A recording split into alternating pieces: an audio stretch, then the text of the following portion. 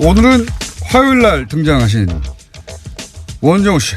네, 안녕하세요. 네, 과학 이야기입니다. 예, 노회찬 의원님 뒤를 피하려고.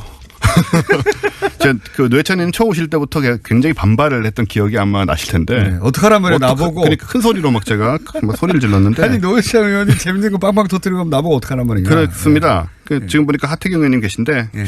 하태경 의원님이 조금 만만해요. 노회찬 의원님보다는.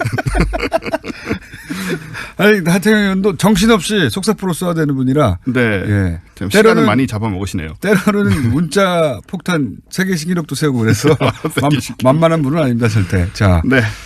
오늘 주제는 뭡니까? 오늘 비과학 찾기 좀 안 하고 그만. 계속 하다 보면 소비자 고발 같잖아요. 네, 잠시 멈추고. 멈추고 우주 뉴스가 굉장히 많습니다, 요즘.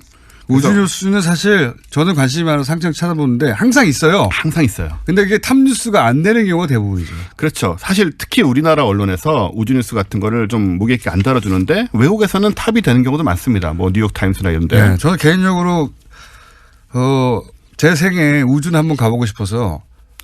돈을 많이 모으셔야죠. 그게 중요합니다. 그러니까 그 여행비가 비행기에 한 5배 정도로 떨어질 때까지 기다리고 있는 중인데 그게 될래나 모르겠습니다. 글쎄요. 예. 아마 어렵지 않을까 싶은데 어쨌든. 우주뉴스 전 관심 많거든요. 네. 우주뉴스 뭐 3일이 멀다 하고 나오는데요. 네. 일단 그냥 짧게 소개시켜드릴까 하나 뭐냐면은 지난 수십 년 동안 우리 은하의 2~3배 정도 크기로 이제 안드로메다 은하가 크다라고 생각을 해왔어요. 근데 갑자기 안드로메다 은하가 훨씬 작아서 우리 은하와 비슷한 크기일 것 같다는 뉴스가 있는데 네. 이거는 천문학에서 굉장히 중요하고 우리한테는 전혀 안 중요한 뉴스의 그렇죠. 전형이죠. 예, 우리가 네. 앞으로 1000년 이내에는 거기 못 갈 것 같아요. 네, 1000년으로도 쉽지 않을 겁니다. 예, 1000년 이내는 못 갈 것 같으니까 전혀 중요하지 않은데 이게 뭐 때문에 천문학계에서 중요하냐면 뭐 크기도 물론 중요하지만 아주 먼 미래 안드로메다 은하하고 우리 은하가 충돌할 거거든요. 수십억 년 후에. 한 4~50억 년 후에. 네. 그래서 굉장히 중요하다고 합니다. 수십억 년 후에. 역시 우리에게는 전혀 상관없는 얘기일 수 있는데 그래서 오늘은 천문학에서도 중요하지만 일상에서는 더 중요할지 모를 뉴스 하나를 가지고 나왔는데요. 요거는 미국의 나사가 지구를 위협하는 소행성에 대응해 핵폭탄을 사용하는 구체적인 플랜을 두고 나왔습니다. 아마겟돈 영화. 예, 그게 이제 구체화되는 거죠. 네. 여기에 나사만 그랬으면은 모르겠는데 그 미국의 국가 핵 안보국이 있거든요. 실제 핵을 쥐고 있는 NNSA라고 하는데 여기랑 같이 이제 콜라보를 한 거라. 저는 이거는 돈 문제하고도 연결됐다고 봐요. 이제 핵은 고도화돼서 더 이상 갈 데가 없을 정도로 발달했거든요. 네. 이거 이제 돈 뽑을 데가 없어요. 그래서 핵을 우주로 쏘는 계획에 착수한 게 아닌가. 뭐 이렇게 여러 가지 생각이 네. 있겠죠. 어쨌든 저는 일단 뭐 과학적인 얘기만 좀 드리면 네. 일단 소행성 충돌이 생각보다 많이 일어나잖아요. 태양계 안에서. 그렇죠. 뭐 혜성이 목성에 충돌한 적도 있고 화성에도 지금 굉장히 큰 충돌 자국 남아 있고요. 지구에도 뭐 충돌 흔적은 많고요. 네. 뭐 제일 유명한 게 1900년대 초에 1905년이었던가 그 러시아의 퉁구스카. 떨어진 거. 예, 퉁구스카 요게 지름 50m짜리가 떨어진 거거든요. 네. 작은 겁니다, 사실. 그 일대가 근데 땅에 떨어진 게 아니라 그 공중에서 폭발했다라는 얘기가 정설이죠. 그렇죠. 그런데 이게 어느 정도 규모였느냐? 그 일대라고 하지만 주변에 나무 8천만 그루가 불타버리거나 쓰러졌고. 그 지구가 아닌 모습으로 남아있죠, 완전히. 예, 지금도 이제 그 상태로 남아있죠. 그리고 450km 떨어진 곳에 열차가 전복됐어요. 네. 50m짜리만 떨어져도 이런 일이 벌어지는 거죠. 50m짜리였는데. 이게 지금 시베리아 한가운데여서 인명피해가 없었습니다. 놀랍게도. 네. 근데 이게 유럽이나 아니면 심지어 동남쪽에 조금만 비껴갔어도 한반도 전체가 괴멸될 수 있는 위력이었던 거죠. 450km니까요. 그러니까요. 예.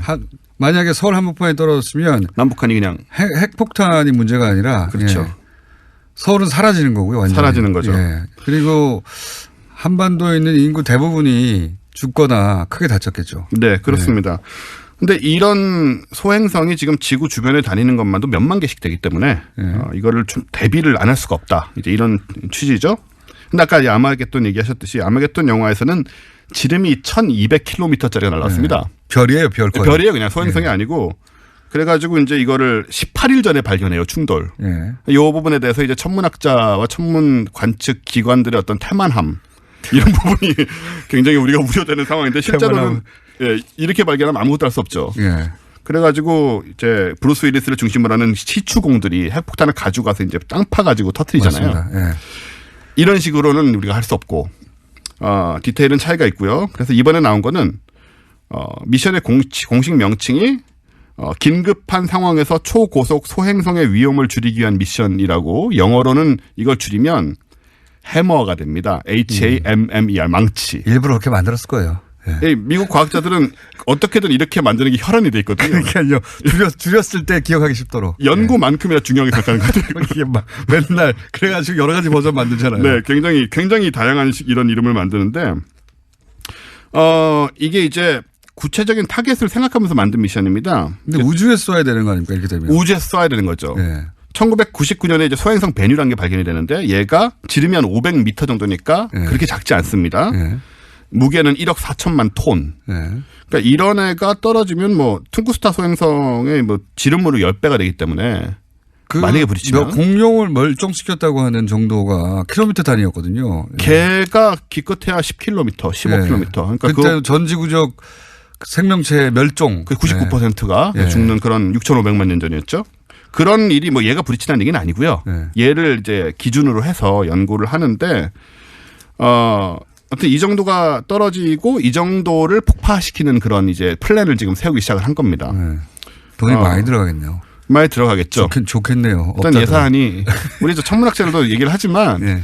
이 뭔가 이 프로젝트들이 만들어져서 예산을 따는 게 굉장히 중요합니다. 그러니까요. 예. 특히 이제 나사 같은 경우, 미국 같은 경우에는 왜 옛날에 아폴로 같은 거 이제 없어질 때도 그 다 직업을 잃을 수 있기 때문에 다른 걸 빨리 연구를 해가지고 뭔가 돈이 들어오는 부분을 개발을 하고 이제 굉장히 현실적으로 굉장히 중요한데. 네. 이게 근데 과학적으로는 가능하다는 거 아닙니까? 가능하다는 거죠. 예. 지금 계획은 뭐냐면 만약에 우주선을 쏴서 개를 부딪혀가지고 코스를 바꿀 수 있으면 좋고. 우주선을 쏴서 부딪힌 적은 있죠, 소규모로. 예. 이미. 예. 뭐 소행성에 부딪힌 네. 적도 있고. 근데 그건 이제 너무 작은 거니까. 예.